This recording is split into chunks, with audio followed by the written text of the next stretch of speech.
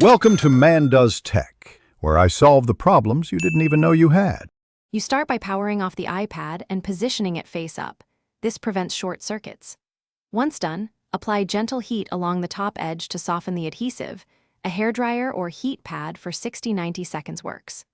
Use a suction cup to lift a small gap, then insert a thin pry pick and run it slowly around the glass. Keep steady pressure and small movements so the glass cracks controlled and you avoid bending the LCD beneath. Once you have gaps, peel the glass away in sections, taping loose shards to your glove or using packing tape to remove them cleanly. After exposing the digitizer connectors, remove the small brackets and screws that secure the cables. Use magnetic mat or labeled compartments so reassembly is simple. Carefully lift the digitizer off and unseat the connector with a plastic spudger to protect the logic board. Take photos if you need a clean the frame thoroughly of old adhesive and glass dust, then place fresh adhesive strips in the channel. Accurate alignment is crucial, so lay the new glass down slowly from one edge.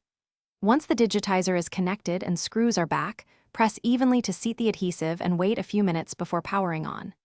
If touch or display issues appear, reboot and reseat the connector. If dead zones persist, check for pin damage or replace the digitizer assembly. Thanks for watching.